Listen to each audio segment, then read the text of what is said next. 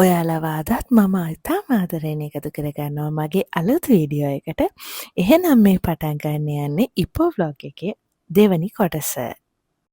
පළවෙනි කොටසින් මම ඔයාලට අරගෙන ආවේ ඉපෝවල තියෙන ඕල් ටවුන් සිටි එකේ තියෙන විස්තර.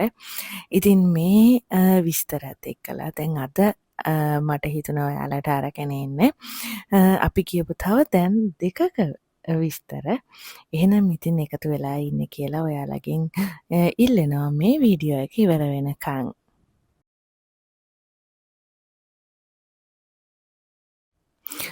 අද උදෙන්ම ඔන්න අපි ආව ස්කන්දර් පෝලෝ ක්ලබ් එකට. ඉතින් මෙතන ඉපෝවල තියෙන තවත් ලස්සන තැනක්. මෙතන වටපිටාවත් හරිම ලස්සනයි.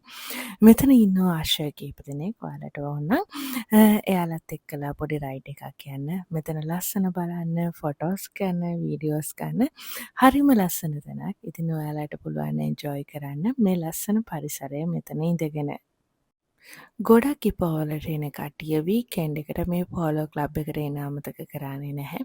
මේ ඔයාලට පේනවා වගේ ඈත කඳු පන්ති ගොඩකින් වට වෙලා තමයි මේ ක්ලබ් එක තියෙන්නේ. ඉතින් මෙතනින් අශ්ව පදිනකොට හරිම ලස්සන වීව් එකක් තමයි පේන්නේ.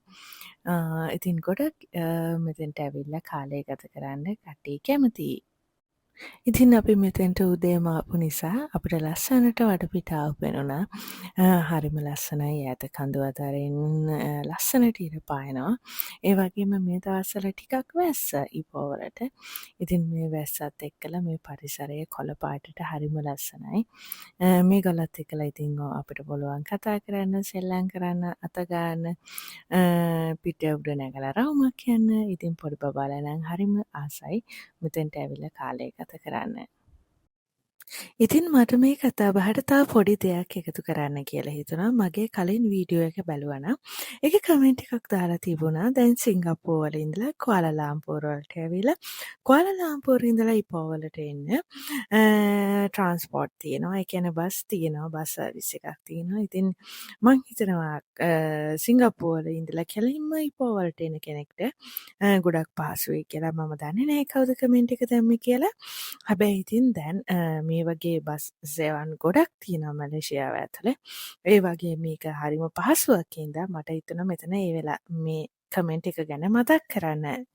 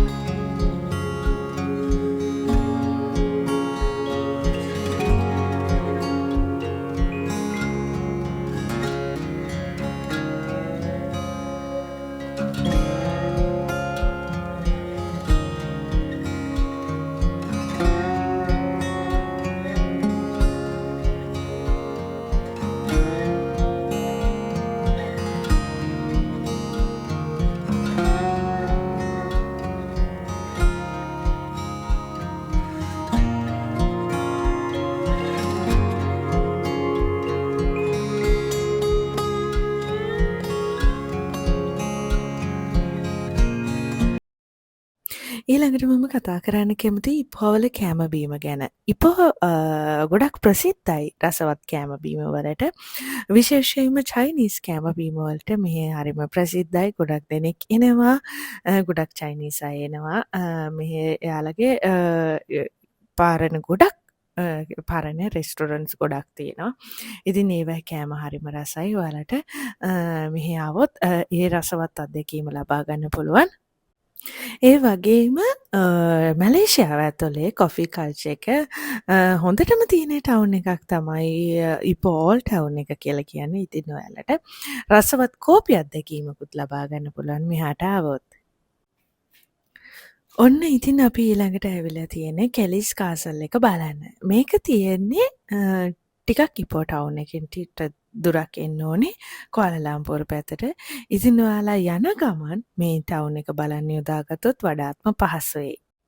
මෙතන ඉතාම ලස්සන ලොකේෂන්ස් තියෙනවා ෆොටෝස් ගන්න වීඩියෝස් ගන්න. ඉතින් ඔයාලට මේ පේනවා වගේ වීකෙන්ඩ් එකට මෙතන හරිම ජනාකීර්ණයි. ගොඩක් දෙනෙක් මෙතෙන්ට දැන් එන්න පෙළඹිලා තියෙනවා මේ ලස්සන බලන්න. ඔයාලට මේ පේනවා වගේ ටිකට් ගන්න කවුන්ටර් එකත් එක්කලා එයාලගේ තියෙනවා ෂොප්ස් ගොඩක් එයාලගේ ෆුඩ් ස්ටෝල්ස් ගොඩක් තියෙනවා. ඉතින් ඔයාලට පුළුවන් මෙතනින් කැම බීම ගන්න, කොෆි ගන්න මේ හැම දෙයකටම පහසුකම් මෙතන සලස්සලා තියෙනවා. ඉතින් එහෙනම් මාත් එක්කලා යමු මේ අපූර්ව ලස්සන තැනේ සුන්දරත්වය දැක බලා ගන්න.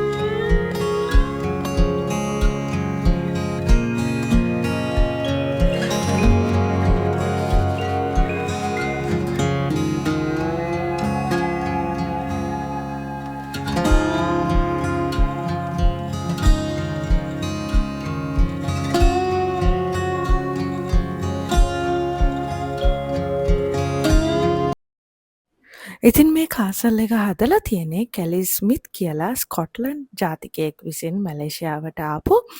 ඉතින් එයාට මේක හදාගෙන යන අතරතුරේදී එයා මරණයට පත් වෙලා ඉතින් මේක කම්ප්ලීට් කරගන්න බැරි වෙලා තියෙනවා. ඊට පස්සේ තමයි එයාගේ දුව මේකේ පාලන කටයුතු කරලා තියෙන්නේ. ඊට පස්සේ දැන් රජය විසින් පාලනය කරන ලස්සන කාසල් එකක් බවට අද වෙනකොට පත් වෙලා තියෙනවා. ඉතින් ලස්සන්ට කඳු වටපිටාවකින් වට වෙලා තියෙන මේ උස ස්ථානයක තියෙන මේ කාසල් එක හරිම ලස්සනට ඈතට පේනවා. ඒ වගේම ගොඩ දෙනෙක් කැමතියි මෙතනට ඇවිල්ලා ලස්සන ෆොටෝස් ගන්න, වීඩියෝස් ගන්න. මේ තමයි අපේ ඉපෝ ට්‍රිප් එකේ අපි අවසානටම විසිට් කරපු තැන.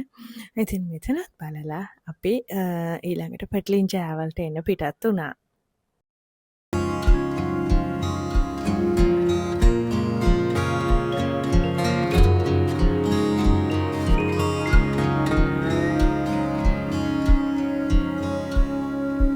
එහෙනම් මේ වීඩියෝ එකත් එක්ක එකතු වුණ ඔයාලා හැමෝටම ගොඩක් ස්තුතියි. එහෙනම් ගිහින් එන්නම්. එතකන් ඔයාලට ලස්සන සතියක් කියලා මම ප්‍රාර්ථනා කරනවා.